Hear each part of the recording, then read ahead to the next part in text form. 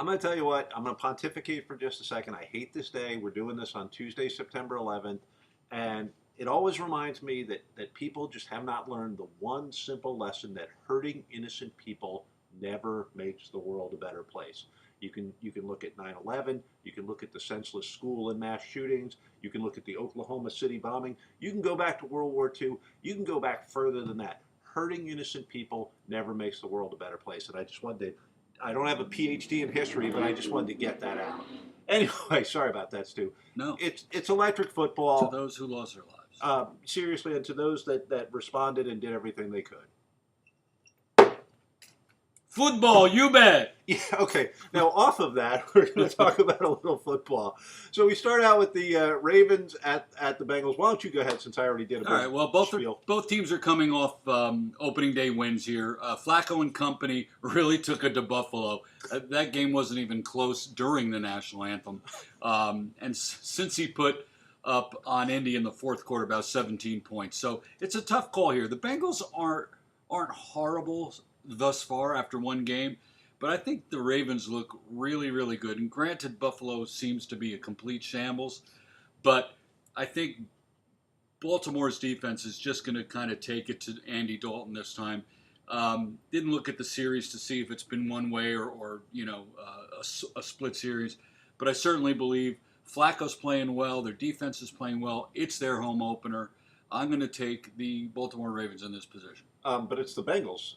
It's at Bengals, right? No, isn't it at Ravens? Help me out here, people. I have it at. I have Ravens at Bengals. I agree with everything you said, Okay. and I think Flacco. The narrative this year is he's motivated because he's got the rookie behind him. B, he's got new wide receivers, some new weapons, which certainly helped a team that was a little stale on offense last year. The Bengals did just barely. Well, first off, any surprise that a Bengal was the first guy kicked out for a helmet hit? Like, what a poorly coached team. I think I said this about Larry Fitzgerald, how bad I felt that he's going to spend his whole career with the Cardinals. A.J. Green, get out of there, man. Yeah. You seem like a great guy. You're a hell of a player. Just be an ass in the locker room. Do whatever you have to do to get yourself out of there. That doesn't get you out of there. Evidently getting arrested They're doesn't not the get you out of choir there. boys, you know? I'm going to go with you on this, though. I think the Ravens win this. I think it's closer because of where it is, and it's hard to judge them off of a win on the Bills. You're saying the same thing, but I'm going to take the Ravens Okay, here. I was sure it was home, but that's the NFL site, and that's what I take my notes We on. go Carolina Thank you, at Joe. the Falcons, and I got to watch. My family was away, so I'm going to rush to do this today. But I got to watch both games. Thursday night with the Falcons and the Cowboys Carolina game. And I got to tell you, I was more impressed by the Falcons than I was by Carolina. Really? Now, Dan Quinn going for it on fourth down early in that game was stupid because the Falcons do not have a good red zone team, as shown by them throwing a pass to Julio Jones that he goes up and gets, but he has no chance of coming down in bounds. You can't throw it right On the line. on the sideline when the D-back can just go gabink. Yep, Tannehill did that too. What's his name? Darby choke slammed him about 3 yards out of. It's a dumb move. But I didn't see anything out of Carolina against a pretty bad Cowboys team that impressed me. So I'm going Falcons based on talent and being at home. Yeah, I'm going with the Falcons as well. I thought their offense was pretty pathetic. I mean, for the talent that they have on this team, Devonta Freeman didn't have a chunk of yards. I don't think Julio had a big day. He had a solid game. Solid game, but he didn't have a big game. And you're right, the Panthers kind of squandered that game. They should have been able to unload on Dallas. Dallas had absolutely nothing going. I think Dak is regressing horribly. They're trying to count on Ezekiel Elliott, and guess what? They don't really have a wide receiver. Des Bryant is a huge hole in that offense. There is little Cole Beasley to throw to, and that's about it. You're stealing all my notes for the Cowboys thing later. Oh, sorry. So anyway, I am taking the Panthers here. The Falcons here. They're home.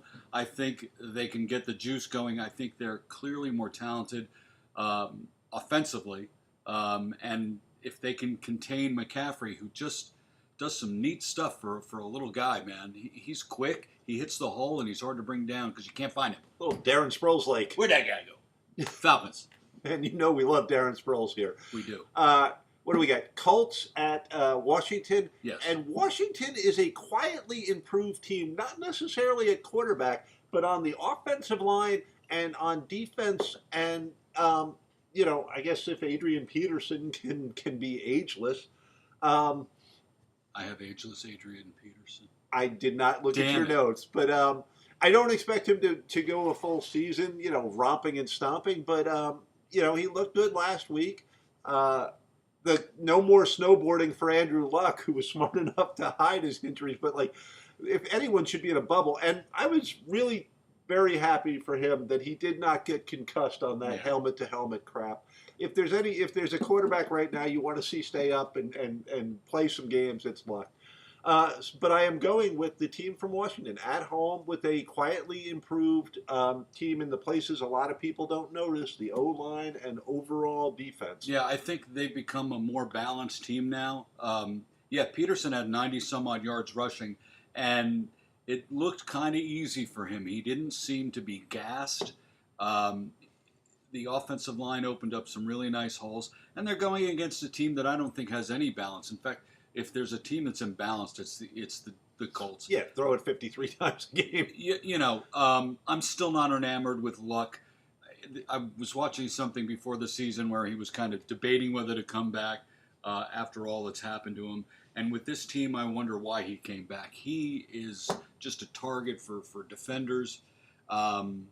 He's going to get killed this season. I just think they have absolutely nothing going on that team. Throw him on the A.J. Green, Larry Fitzgerald, let's start a team Andrew with Luck. guys that need to get out of guys that deserve better. Yeah, I like the Redskins here. Yeah. All right, so we got the Texans at the Titans and MP in Germany. I will admit I was completely wrong. The Dolphins did win by 7, which I told you would not happen. I think the game just ended. Next week is going to be electric football with Stu and MP from Germany. From Berlin. Listen to me now and hear me tomorrow. Houston at the Titans. I love Deshaun Watson. I'm always going to love Deshaun Watson because he brought Clemson a championship. I like how he handled himself and took the blame upon himself after what was considered a bad game against a championship-level team. Coming off of an injury, I think he'll play much better. The Titans are just devastated with injuries right now. Mariota's elbow, I guess, was Lewin. it Luan? Concussion, Walker Conklin with the ACL, Delaney Walker out. There's a team that's just decimated with injuries right now. I don't care if they're at home. I'm taking the Texans. Yeah, when your savior is Matt Castle, you're in trouble. I think Houston played a pretty decent game against, the perennial AFC East champion and/or world champion, New England Patriots. It's a rust game for him to come back from. Absolutely, I'm going to give them the off week for that. I do think J.J. Watt's going to get all over. Miami didn't apply pressure to the Titans line, which is, I think, 3 semi-new guys that. We just talked about the injuries. Yeah, so Miami didn't press. There was a game plan, supposedly. I never know the secret minds of Adam Gase, but avoid the lightning. We didn't get near Mariota and or Matt Castle, but that supposedly was the game plan. That's what you say after you don't get near the quarterback with 2 of your outside rushers. But I think the Texans will be all over if it's Mariota. I mean, I haven't even heard that he's playing yet, but it's not going to matter. Whoever's back there, not going to happen. Again, Deion Lewis can burn you, but I think the Texans are absolutely going to maintain that running game, and I am taking Houston on the road. Am I drunk already? Was it Matt Castle? I thought Matt Castle was last night. No. Detroit. I could be wrong. Wasn't it Castle? Oh. The game was so long. Why do you watch this, people? I don't know what the fuck I'm talking about. Me either. Same time. Anyway, speaking of not knowing what I was talking about, going. I told Rob Jackson that there was no way in hell that the Saints were going to lose to the Bucks, and I was completely wrong. Rob, that's why I no longer gamble. So we have the Eagles at the Bucks. The Bucks going. Surprisingly good last week with an improved wide receiving depth and all that sort of thing. But the Eagles are well rested. They have the ability to leave Carson Wentz to get well because their schedule is the Bucks. Where do I have this? Indy and the Titans. So having won a close one against the Falcons, they've got 3 very winnable games. Do I expect Fitzpatrick to be able to replicate that sort of magic game against this kind of a pressure defense? No, I do not. I am taking the Eagles on the road, even if Nick Foles checks down a few two times too many and doesn't really go for it these days. I am taking the fly Eagles fly. Stu? So Blaine Gabbert with Tennessee is the backup quarterback. There we go. And if you're down to Blaine Gabbert, you're in I trouble. watched 7 hours of Miami football in real elapsed time. Holy shit, that was brutal. Eagles Bucks. Surprise of the week was absolutely Fitzpatrick with 2 touchdowns. The Eagles looked sluggish at home against Atlanta. That was a really boring game, honestly. But Evans and Jackson posted close to 300 yards in receptions for the Bucks, which I thought was extraordinary. That 2 guys would have 140 close yards each. But anyway, that said, I think the Eagles are the better team all around, and after a sluggish start, they need to come out flying. I don't think Foles can do the dink and dunk here. I think Tampa Bay might have some confidence going in after that game because they played toe-to-toe with New Orleans, and everyone had them written off the season. I think that works in their favor. I think it's the Eagles in a close game. Okay, good call, Ashley. So what do we got here? Kansas City at the Steelers. And I got to tell you, last week I said the Steelers are a soap opera. As soon as I walked out of here and got in my car, they were talking about the O-line versus Le'Veon Bell. And these guys that are tweeting, they're sitting at home tweeting about their teams, Dez and Le'Veon. What are you getting out of that? I'm sorry, but if you're in a dispute with your boss, tweeting is probably not a great idea. Mahomes is the real deal, at least as far as, yeah, right? Oh, Stu hates with the political commentary. Mahomes is the real deal arm strength-wise. This game will be huge. My goodness, he was ripping some passes. And if there's a more funner, well, I can't speak. If there's a more fun player to watch, it's Tyreek Hill. He is blazingly fast. He leaves NFL players in the dust. It's like you're playing him with a little joystick. You know what I mean? He is amazing. Yeah, you're playing me. Speaking of amazing, T.J. Watt had a great game, including saving them from losing to the Browns. So it is my contention that the Steelers have allowed Big Ben to get a little bit past his prime, and that they are not a cohesive locker room, and that Kansas City could be scary good if Mahomes is as good as he appeared to be last week, and with all the weapons. I mean, they barely got anything out of Kelsey and Watkins, and they didn't have to. No. So that's it's a scary team. Offensively, if they can just hold up defensively, they're going to be very good this year, and they are beating the Steelers. Yeah, with Pittsburgh, they're missing Le'Veon Bell, but the Connors kid, man, didn't really make you miss him. I mean, he had a great game. I thought I wrote the yards down. Anyway, this is my upset of the week because I think the Steelers are favored here. The Chiefs just look to be clicking on offense, and maybe this quarterback change helped them. Alex Smith certainly was good enough to lead them to the playoffs. Just can't get you to the next level, it seems, and poor Washington, I guess, is going to learn that as well eventually. But Mahomes has some fire. The team is pumped up. I think Andy Reid's got a better game plan in mind than what what's his face has. I can never remember Mel Torme's name. Mike Tomlin. Who is the blinkiest son of a gun ever at his press conference. He's like, so we're playing some good ball. What the hell is going on with that blinking thing? Yeah. Sorry, go ahead. Anyway, I'm taking the Chiefs here. It's tough to win in Pittsburgh, but I just think they look all the way around a more solid team right now than Pittsburgh. And roll on, Stu, because we have the Finns and the Jets. Wouldn't you know it, the Jets come out blazing last night against Detroit, and I almost picked them last week. I went back and looked. I'm like, there I was going, this is the kind of game the Jets can win, but I'm going to take the Lions because you're an idiot.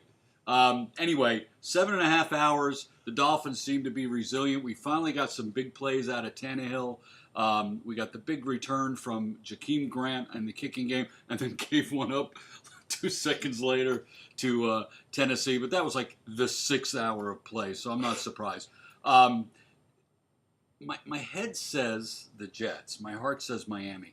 Sam Darnold had an easy game last night. When you're gifted 4 interceptions and one of them's back for a touchdown on the first pass of the career for Darnold, you're like, oh, well, he's done. And he comes back mightily, plays well. He made some pretty sweet throws last night.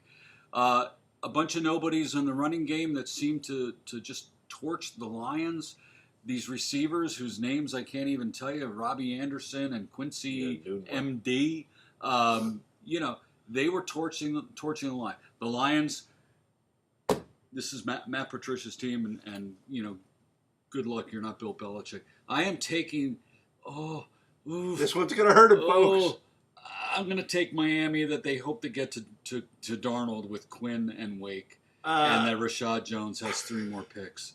That's a pick with the heart and not the head. I never picked Miami against the Jets. Darnold rolled out with a dirty Sanchez on his first pass, which goes back the other. Sam Darnold's first pass in the NFL was a touchdown. Yep. Unfortunately, it was a touchdown for the Lions. It's the only touchdown they scored, I believe. And you started to think, oh, my God, he's going to fall apart. And he did not. He got some more hair gel in there. McCown came over and put some of his hair gel in there because those two have some serious hair. And what was really impressive about the Jets was they got a touchdown out of special teams, which they never get. They got a touchdown on a defensive turnover, which they were the longest, streak without doing. Yeah, it was like 30 years. It was like 73 games or something like that. It was an insanely long streak where they had not turned a turnover into a touchdown. They got a mess of turnovers. They got a mess of pressure on Stafford. They were impressive on all 3 phases of the game. And of all the teams I watched this weekend, they seemed to be the fastest on defense. They were swarming. They were in on the quarterback. Granted, again, Detroit's offensive line is garbage, but boy, they sure looked like they were in midseason form. They were fired up. They were a team that showed a lot of passion. Maybe that's the Darnold thing. Maybe that's just, I don't know. Maybe it's some of the new guys they've gotten in there that are changing the culture a bit. But the same old Jets would have been Darnold's first pass, which was a bad decision, back the other way, touchdown, and we collapse. And there was none of that. They responded instantaneously and positively, which is not same old Jets taking the Jets here. Yeah, Tom Bowles still looks fired up on the sideline. This one's going to be, he is not an emotional leader, huh? This one's going to be easy. Chargers at Bills. Keenan Allen, Melvin Gordon, Mike Williams, Antonio Gates, LaDainian Tomlinson. All of these guys could start as the quarterback of the Bills. It's ridiculous. The Chargers should roll easily on this one. Poor Peterman. Poor Peterman. I think he actually has 2 touchdown passes in his career, which boggled my freaking mind. So, Doll fan, check that out for me. But he's got at least 7 interceptions, and he doesn't get through a game because he's so bad, which makes you wonder what the hell is going on with Josh Allen on the practice field where they didn't go, yeah, we're not putting in Peterman. So, Chargers easy. Yeah, with Darnold's, how do you say his name? Darnold. With him starting for the Jets, looking pretty confident, with Mayfield starting for the Browns and not losing. Rosen, you got to sit and scratch your head and go, was it worth picking him that early? Because, all these quarterbacks that came out, they were highly touted, but they're not all special. There's usually one guy that's really, really good. So how is Rosen not on the field with quite possibly the team that is vying for the first pick in the NFL draft in 2019? They have nothing going. I don't understand. I didn't watch the game. I just watched the pinball score going ding, ding, ding, ding, ding, ding. I'm like, well, we'll beat them this year, maybe. Buffalo's a hard place to play, but I don't think it's this year. Chargers, well, everyone had them, going pretty far into the playoffs. Picking them I'm not high on them. If that's in any indication of the way they played and lost versus the way Buffalo lost, I think they should win this game. There you go. Now we got my Vikes at Green Bay. And I got to tell you, the Vikes have just a brutal schedule coming up. So we're at Green Bay. Then we get the Bills, thank God. Then we're at the Rams, and then we're at the Eagles. Oh, could we line up like Super Bowl contending teams that we can play on the freaking road? So we need to get one. I don't know what Rodgers' knee is like right now. I don't know if they've had an MRI as of this morning. They did not have an update on it, and I did not get a chance at work to check in on these sites. Maybe Blaine Gabbert's his backup. I want my work to know that I spent the entire day working and not on NFL sites trying to find out if Aaron Rodgers' knee is all right, which is what I wanted to be doing. We were good but not great against San Francisco. We gave them a chance late in that game to get back into it. The defense, Harrison Smith had a great game. Sheldon Richardson was more impressive than I expected him to be. Dalvin Cook was a little less impressive than I expected him to be. And we do have offensive line problems. The whole narrative from this week is Aaron Rodgers is the Packers. His ability to come back and score 3 late touchdowns and to hit Cobb, Allison, and Adams. It's not like he's not Matt Ryan throwing it up and hoping Julio Jones gets it, or Dalton with AJ Green. Right. It shows just the talent and the ability to find second and third receivers and to make the right reads and to let go of the ball when you need to let go of it and be frighteningly accurate, so that Cobb doesn't have to dive down and get touched down, but can continue running and score. It's scary. It's at Green Bay. If Rodgers is healthy, I hate to do it, but I'm taking the Packers. Yeah, I'm taking them too. I mean, I wasn't happy to see Rodgers go out, but I was playing him in fantasy, and when he went down, I went to bed as a happy young man, having won my game. Oh, you were playing against him? Yeah, because when he went down, I was like 5 points ahead. When I woke up, it was, my computer was laughing at me. This is a very suspect Packers defense, though. So I think Minnesota can really do some damage here if you get Cook going. If Kirk Cousins actually starts hitting receivers that are open. They should be open against this team. There's no doubt about it. But you can't, I said it last week with the Vikings, you got to get a big lead, because this is the guy you're going to face twice and maybe a third time if both teams get to the playoffs. And he's going to kill you at the end. The Bears were probably celebrating and thought that was that. I mean, they scored all their points in the first half, and freaking Aaron Rodgers. Anyway, I think it'll be a long day for both teams. I think this is going to be a high-scoring, falutin game. I would love to see Minnesota win here, but I'm picking the Packers. I can't go against Aaron Rodgers. Not when he's falutin, you can't. Not when he's falutin. Sorry, we're 99-year-old hillbillies. Browns at the Saints. Yosemite Sam there or something. Yeah, falutin rabbit, yeah. Browns fans should be kind of excited. Other than the ability, well, they're now wearing shirts. At least we're not Buffalo. Right. They stopped the losing streak. They just didn't actually. They kept the winless streak going, which is that was phenomenal. But they have Myles Garrett, Denzel Ward. Had a great game for them. They're clearly a better team. Hugh Jackson in the press conference was one of the saddest things you're ever going to see, because that man needs a win more than anybody ever. And he was just like, the end of his press conference was like a tie. A tie. Like he couldn't even process it himself. He had to say it twice. They're a much better team, but they're not winning this week against a New Orleans team at home who, obviously the Michael Thomas, Alvin Kamara, the offense is just fine. The defense laid 2 eggs early last year. Maybe they just need to be slapped around until they wake up in the first 2 games. But the Browns don't have the firepower to go into New Orleans and outscore them. It's just that simple. Yeah, I wanted to see what Cleveland's stats were when I looked it up at the game, because I figured they'd be decent. They're in the bottom of every category, even after the tie with Pittsburgh. So that game, I know it was pouring rain the whole time, so I guess not a lot went on. I didn't watch the game. The Saints have to get it. They have to get Kamara going. And it's going to be tough, because I think Cleveland's defense it's coming around. Is pretty damn good. And if they can get an offense to match it, they could win a game. Oh, they're going to win games. They are. They're going to win games this year. I don't know with this coach. I mean, how many seasons do you give a guy that's 0 and But you've given him some talent finally. Mm-hmm. Connors had a big day against... Did you just say 0 and eternity? Yes. God, that's beautiful. Connors had a big day against Cleveland, and Kamara's probably going to do the same thing. I'm taking the Saints. Lions at San Francisco, and Jimmy Garoppolo tasted the bitter ash of defeat, but he will not do so again. Stafford had a couple of potential injuries, and I'm not sure how he is today because I was busy working, which they pay me for, and they don't pay me for this. So if you people want to pay me for this, I will do a lot more research, I promise. Blaine Gabbert's going in. But at San Francisco, against a demoralized Lions team, their best play was their wide receiver tackling a guy on an interception. That's brutal. But that's a bad freaking punch and crunch. God, you should trademark punch and crunch. That's punch and crunch, trademark 2018. What, Luton, punch and crunch? This man is bringing it today. Yeah, because I don't know who the players are. San Francisco wins this one easy. Go, Stu. Mind-bending bullshit.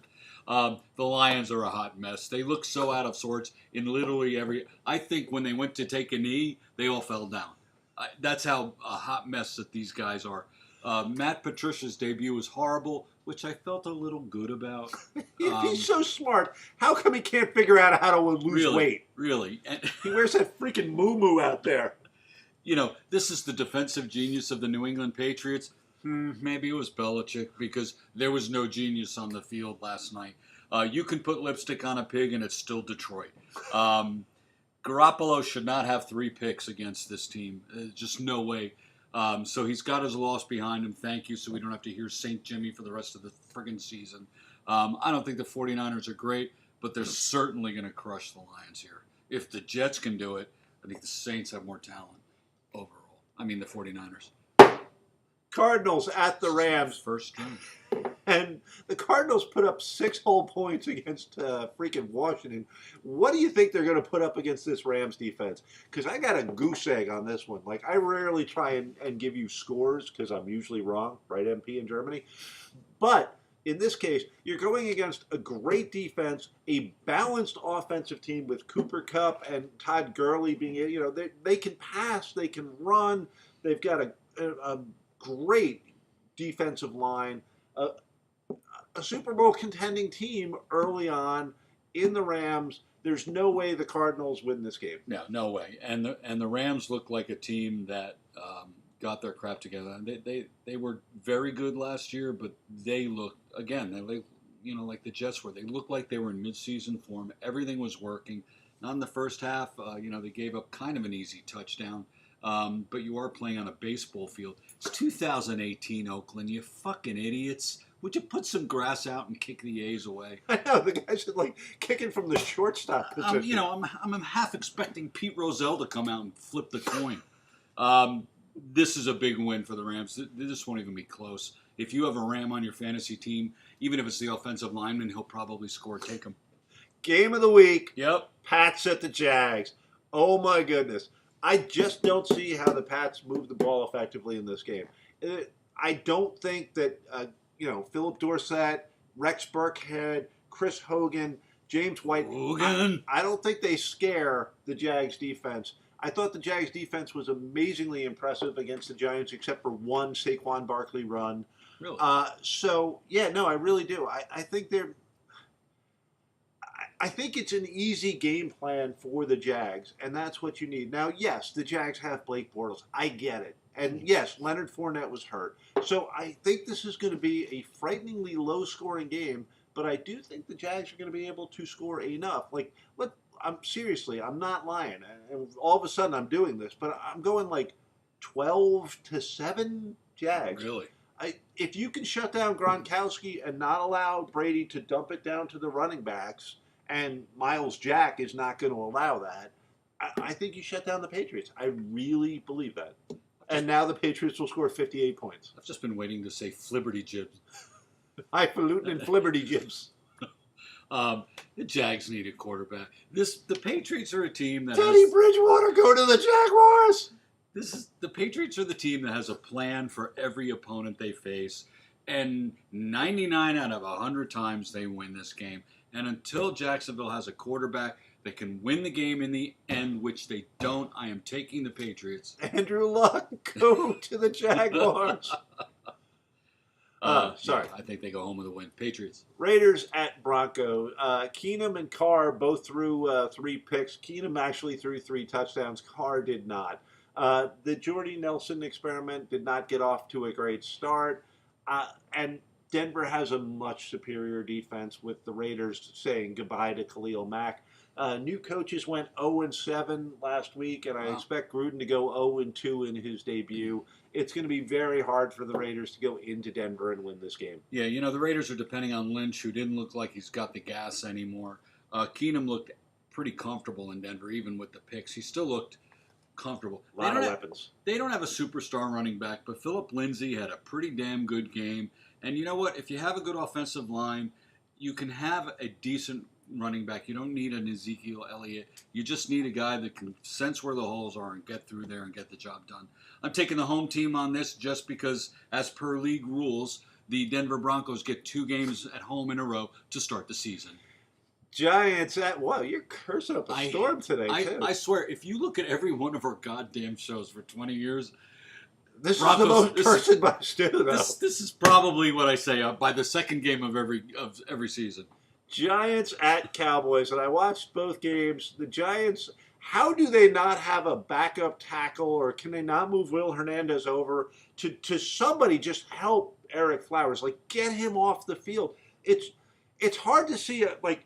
I believe he had a holding on the first play, and they almost had a holding in the end zone on the first drive, and all of it's on Flowers. Like you can't don't bring me flowers. You don't block anybody Flowers You don't anymore. The backer. And I understand that the Jags are bringing a fierce pass rush, and perhaps the Cowboys, not even perhaps, the Cowboys have nobody that's gonna match what the Jaguars were throwing at them. But the man is overmatched and doesn't really seem to have a passion for playing pro football. Yeah. So how do the Giants not have a better option than Eric Flowers? I watched the Cowboys miss an awful lot of tackles. I watched an uninspired offense, and I watched Jason Garrett, who's one of those guys like Marvin Lewis, who you just go like, how does he stay in there? Like, there's 2 minutes and 18 seconds left. Like, what is he doing? So I don't, and Barkley was not as impressive as people had hoped. I mean, if you passed on the quarterbacks to take Barkley, you want him to get 200 yards a game, 4 touchdowns a game. But he did break that one big run. And if the Cowboys miss tackles like they did against Carolina, don't be surprised if Barkley breaks off 2 long runs this time. I'm taking the Giants. Yeah, I'm taking them too here. I mean, perhaps both teams are in such a downward spiral that they tie also. I mean, this is a game. Don't be surprised. It's 10-10, and there's 2 field goals to miss the game, to win the game. I like Eli over Dak. That's really the only reason I'm taking him. And if there's a God looking up through little Jerry's hole in the roof. Oh, Jerry, don't talk about Jerry's hole. Jerry's hole. Look at my Joe. You can do it. I can't do it. I need a prostitute to look into Jerry's hole. That's what I need. I'm all coked up. I need a prostitute in my hole. Sorry. Gee, man. Seattle at Chicago. Seattle lost Doug Baldwin. Chicago got Khalil Mack, who almost won that Packers game by himself and damn near ran down. Was it Cobb at the last touchdown? He was that close. He was like Larry Fitzgerald in the Super Bowl, like that close to making Raiders are like, where's our pass rush? That close to making the game-saving tackle. If you put him up against a bad Seattle offensive line, he's going to have a defensive MVP of the week game.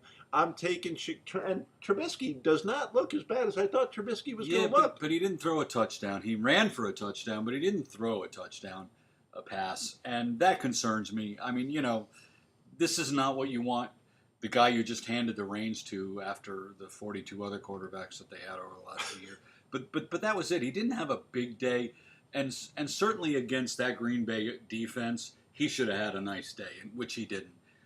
Mac made an immediate impact, man. They were just saying, Mac, Miss Mary, Mac. The Hawks, meanwhile, I mean, they have no run threat, and Mac is going to feast on those people. I just don't like either team, so I'm just going to go with Chicago because they're home, and I think Khalil Mack will single-handedly win this game for Chicago. I actually I know we now expect quarterbacks to come in like Sam Darnold and start instantaneously and be great, but there used to be like the maturation process of the QB. Like you would sit behind the older veteran and you would learn the first year. But they're all too impatient. No, I know, but I'm saying I think Trubisky might be on that sort of old school schedule because he is. It seems like he's well. I mean, it's early in the season, but it seems like he's shown some progression as he gets game experience. Yeah, but I'll give you Tannehill. This is his 7th year. How many years of Yeah, expectations are you going to fucking have before you go, this ain't the guy?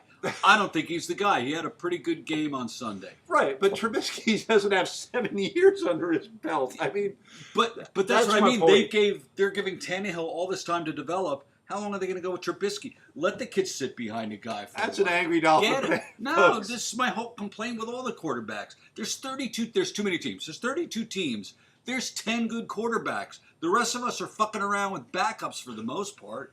As our starting quarterbacks, give them time.